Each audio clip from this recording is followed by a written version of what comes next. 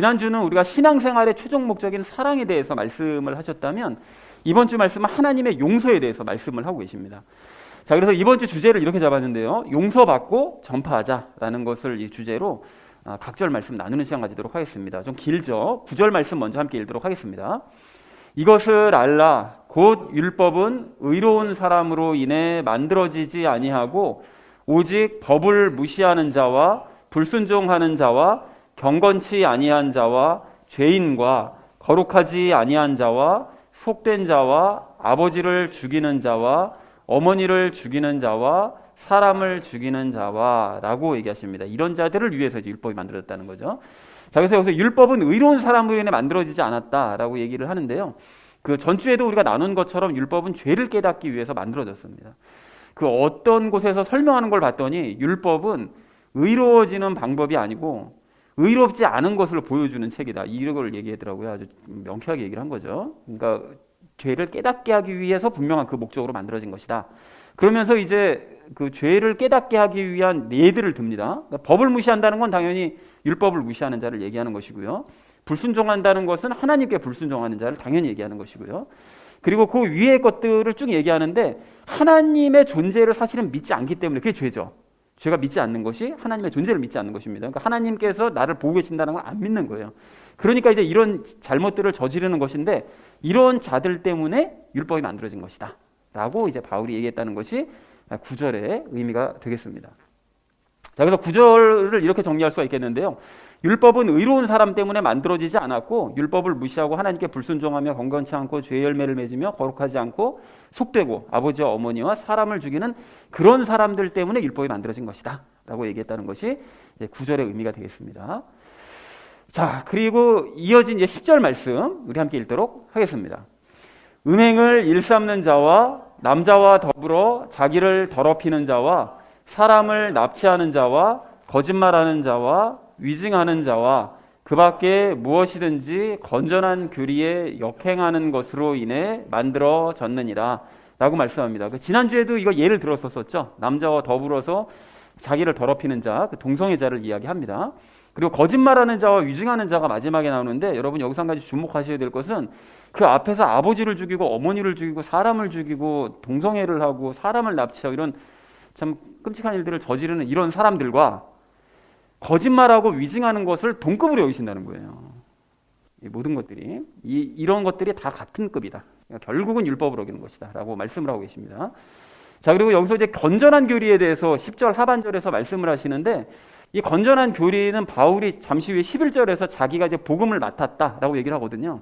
그 복음을 맡아서 정리했다고 얘기하는데 그 정리한 교리가 건전한 교리입니다. 자기가 전하는 교리가. 그 갈라디아서 1장을 보시면 그런 말씀 나오죠. 내가 전한 복음에 다른 복음을 전하는 것은 저주를 받을 것이다. 이렇게 얘기하는데 가짜 복음, 그건 건전한 교리가 아닌 거죠. 근데 바울이 전하는 복음이 건전한 교리다라고 얘기를 하고 있습니다. 자, 그리고 건전한 교리에 역행한다라고 얘기하는데요. 그러니까 복음에 역행하는, 그러니까 바울이 전하는 복음에 역행하는 반대되는 그런 교리들, 율법주의적이거나 신비주의적이거나 어떤 이런 것들이 다 역행하는 것에 해당을 하고 이런 자들 때문에 또 율법이 만들어졌대요. 그러니까 앞에서 악행을 저지르는 것뿐만이 아니라 복음에 역행하는 것들도 그런 것들도 죄다. 그래서 그런 사람들 때문에 율법이 만들어진 것이다 라고 얘기를 하고 있습니다. 자, 그래서 10절을 이렇게 정리해 볼 수 있겠는데요. 음행을 일삼고 동성애로 자신을 더럽히고 사람을 납치하고 거짓말하고 위증하고 복음에 역행하는 그런 사람들 때문에 율법이 만들어진 것이다 라고 얘기했다는 것이 10절의 의미가 되겠습니다. 자, 이어진 11절 말씀 우리 함께 읽겠습니다. 이 교리는 내게 맡기신 복음 곧 찬송받으실 하나님의 영광스러운 복음에 따른 것이니라 라고 말씀합니다. 교리에 대해서 설명하죠. 앞에서 얘기했던 건전한 교리. 그것이 무엇이냐? 건전한 교리라는 것은 10절에서 말씀하신 그 건전한 교리를 얘기하는데 내게 맡기신 복음, 즉 이 아래쪽 내용을 참고하면 찬송받으실 하나님께서 바울에게 맡겨주신 그 영광스러운 복음, 그것을 정리한 거라는 거예요. 그 복음을 전체적으로 체계적으로 정리한 것이 건전한 교리다. 그래서 이것을 받아들이지 않고 반대하는 것들이 다 죄고 그것이 그런 사람들 때문에 율법이 만들어진 것이다 라고 바울이 설명하고 있습니다. 자, 그래서 11절 전체 의미를 이렇게 정리할 수 있겠는데요. 이 교리는 찬송받으실 하나님께서 내게 맡기신 영광스러운 복음을 정리한 것이다 라고 설명하고 있습니다. 자, 이어진 12절 말씀 우리 함께 읽도록 하겠습니다. 나를 능하게 하신 그리스도 예수 우리 주께 내가 감사를 드림은 그분께서 나를 신실한 자로 여기사 내게 사역을 맡기셨기 때문이라 라고 말씀하세요. 자, 내게 사역을 맡기셨다고 얘기를 하는데 예수님께서는 복음에 역행했던 그 바울이요. 바울이 복음에 역행해서 막 핍박하고 막 사람을 죽이고 이랬었잖아요. 그런데 그랬던 바울에게 복음을 전파하는 사역을 거꾸로 맡겨주신 거예요. 변화되고 난 다음에. 자, 그래서 구체적으로 이 바울이 어떤 역행하는 짓을 저질렀는지를 이제 13절에서 설명을 하고 있습니다. 그래서 12절을 먼저 정리하자면 나를 능하게 하신 예수님께서 나를 신실한 자로 여기시고 사역을 맡기셨기 때문에 나는 예수님께 늘 감사드린다. 그럴 수밖에 없겠죠. 그 복음을 그렇게 핍박했던 사람을 도리어 복음을 전하게 만들어 주시니 정말 죽여도 마땅한 그런 사람인데 그걸 도리어 일을 맡겨주시니까 너무 감사하는 거죠. 자, 이어진 마지막 13절 말씀 우리 함께 읽도록 하겠습니다. 내가 전에는 신성모독하는 자요 핍박하는 자요 해를 끼치는 자였으나 도리어 긍휼을 얻게 됨은 내가 믿지 아니하는 가운데 알지 못하고 그것을 하였기 때문이라 라고 말씀하세요. 여기 이 신성모독했다는 건 바울이 과거에 예수님을 모독했죠. 예수님을 저주하면서 예수님 믿는 자들은 무조건 다 이단이라고 생각했으니까 이단의 괴수라고 생각했으니까요. 그래서 바울은 과거 예수님을 저주했고 핍박했다는 것은 예수님께서 바울에게 말씀하셨던 것처럼 그리스도인들을 핍박했죠. 복습. 예수님께서 왜 바울이 그리스도인들을 핍박했는데 왜 당신을 핍박했다고 말씀했다고 그랬죠? 사도행전에서 바울을 처음 빛으로 만나셨을 때 너가 왜 나를 핍박하냐 이렇게 말씀하시잖아요. 너 그리스도인을 핍박해 이렇게 안 하시고 왜 그렇다고 그랬습니까?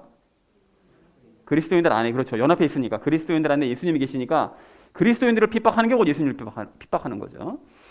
자, 그리고 해를 끼치는 자라고 얘기하는 것은 바울은 교회에 이제 해를 끼친 거죠. 그러니까 예수님과 그리스도인과 교회에 다 해를 끼치는 이런 자였습니다. 그러니까 복음에 역행하는 행위들이 이런 것들이었다는 거예요. 율법을 아무리 잘 알고 아버지를 안 죽이고 동성애 안 하고 무슨 앞에 것들 아무리 잘 지켜봐야 이렇게 복음을 제대로 모르면 이것도 역시 똑같이 악행이다 라고 지금 복음에 역행하는 행위들이고 죄다라고 바울이 정의를 하고 있습니다.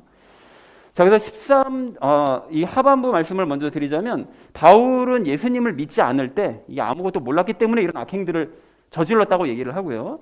그랬기 때문에 용서를 받을 수 있었다. 모르고 행한 일이기 때문에 나는 다행스럽게도 용서를 받을 수 있었다. 그리고 하나님의 일을 할 수 있게 되었다라고 얘기를 하고 있습니다. 자, 그래서 13절 전체 의미 이렇게 정리할 수 있겠는데요. 나는 전에 신성모독하고 핍박하고 해를 끼쳤지만 그 모든 것들은 믿지 않을 때 모르고 행한 일이었기 때문에 긍휼을 얻을 수 있었다라고 얘기했다는 것이 13절의 의미가 되겠습니다.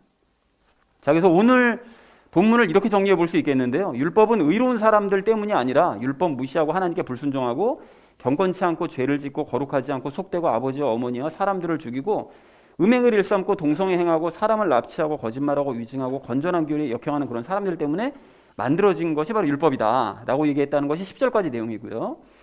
그리고 이 건전한 교리는 내게 맡기신 이제 복음을 잘 정리를 해놓은 것인데 그 복음은 예수님께서 신성모독하고 핍박하고 해를 끼치던 나, 복음에 역행하는 짓을 저질렀던 나를 모르고 행했다는 이유로 불쌍히 여겨주셔서 용서해 주시고 그리고 도리어 그 건전한 교리를 나를 전하는 사역을 맡겨주셨기 때문에 나는 늘 예수님께 감사할 수밖에 없다 라고 얘기했다는 것이 13절까지 내용이 되겠습니다.